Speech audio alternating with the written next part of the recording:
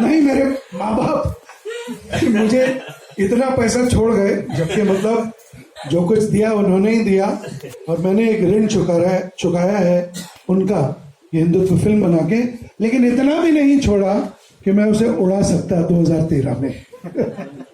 Karan sir, Rajesh from Delhi 19। Karan sir, Rajesh from Karan sir ये sir, अभी हमने देखा कि जो कश्मीर फाइल आई थी, उसके बाद अनिल जी को काफी थ्रेट्स मिली और उनको सिक्योरिटी भी गवर्नमेंट की तरफ से दी गई।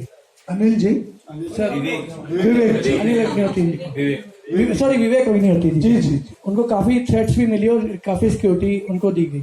तो क्या आपको नहीं लगता जब आपने फिल्म बनाई कि आपको भी इस तरह की थ्रेट्स मिलेंगी और इस तरह का आपने जो इनिशिएटिव लिया, तो क्या डर नहीं लगा? और मेरा दूसरा सवाल सर ये है कि बॉलीवुड की काफी सालों से हम एक पिक्चर देखते आते थे कि वो अरेबियन कंट्रीज को, खासकर पाकिस्तान, दुबई और जितनी कंट्रीज थी उनको ध्यान में रखकर और जिस तरह के हिंदुत्व के मजाक उसमें उड़ाए जाते थे, आप और विवेक जी ने जिस तरह से पहल की है, इस तरह से दूसरी फिल्म आप लेकर आए हैं, क्या आपको लगता है कि बॉलीवुड के अंदर ये बदलाव आएगा? जैसे आमिर खान जी की पिक्चर में दिखाया गया था कि टेररिस्ट को भी उन्होंने बड़ा सॉफ्ट दिखाया कि उसको, वो भी एक आदमी है, उसको बड़ा इंडिया के अंदर उसको वो मतलब जिस तरह से दिखाया गया था वो भी मतलब गलत था, लेकिन इस तरह से दिखाना, क्या आपको लगता है कि बॉलीवुड अब इसमें बदलाव आएगा और वो सुधरेंगे इसके बाद?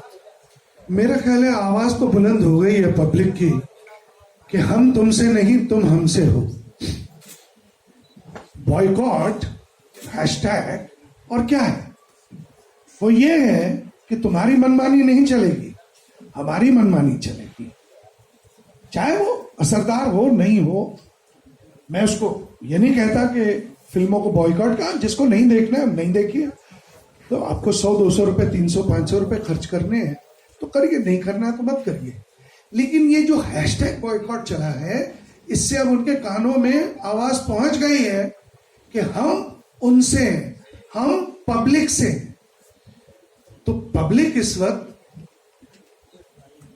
अपना हक जता रही है सिनेमा पे। पहले सिर्फ स्टार्स जताते थे, अब पब्लिक जता रही है। सिंहासन संभालिए भाई साहब, जनता आ रही है। एक मिनट इन्हें जरा विदा कर लेते हैं तो यह please. Thank you Sher Singh ji for coming. अगले साल हम जरूर प्रस्तुत होंगे आपकी। हाँ बिल्कुल जी। करण सर। हाँ जी sir, Rajesh from total cover. Sir, हमने ट्रेलर देखा, चलो काफी अच्छा लगा ट्रेलर। इसमें ऐसा नहीं लगता कि एक राष्ट्रीय राजनीतिक पार्टी का कुछ एक एजेंडा टाइप का जैसे जो है? वो मैं क्लियर कर दूं, वैसे एक वरिष्ठ नेता आरएसएस के, उन्होंने ये ट्विटर पे, वो मुझे बहुत ज्यादा जानते तो नहीं, लेकिन उन्होंने मेरी फिल्म का ट्रायल देख लिया मुंबई में जब मैं वहां नहीं था। उन्होंने क्लियर कर लिया कि ये इंसान ना आरएसएस से है, ना बीजेपी से है, ना किसी पार्टी से है, ना किसी कम्युनिटी से है, तो इन्होंने संगठन से, तो इसने अपने बलबूते पे ये फिल्म बनाई है, खुद अपनी सोच से ये फिल्म बनाई है। दूसरी बात, मैं आपको ये कह दूं कि मैंने अगर ओशो को कोट किया, अगर मैं सदगुरु को कोट करूंगा, अगर मैं इस तरह के महान नेता तो नहीं, गुरुओं को, धर्म गुरुओं को, चाहे वो रमन्ना महर्षि हो, तो अगर इनको कोट करूंगा तो मैंने अपना हिंदुत्व इनसे सीखा है। और अगर श्रेय जाता है इस फिल्म बनाने का, आपको चाहे अच्छी लगे चाहे बुरी लगे, वो अलग बात है, तो वो इन धर्म गुरुओं को जाता है, ओशो को जाता है, सदगुरु को जाता है, रमन्ना महर्षि को जाता है, और इस तरह महागीता और अष्टवक्र गीता को जाता है। तो ये बात बहुत क्लियर है कि ये पॉलिटिकली नहीं, but it is socially motivated.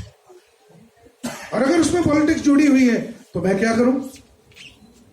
हमारे समाज से जुड़ गई है सियासत, तो जुड़ी है तो जुड़ी है, तो मैं तो पूरा आईना देखूंगा ना। मतलब आप अगर अक्स देखते हैं अपना आईने में, तो वो तो पूरा ही आता है ना। ऐसा तो नहीं आता ये पार्ट नहीं दिखाई दे रहा है, ये पार्ट दिखाई दे रहा है, फिर ये पार्ट नहीं दिखाई दे रहा।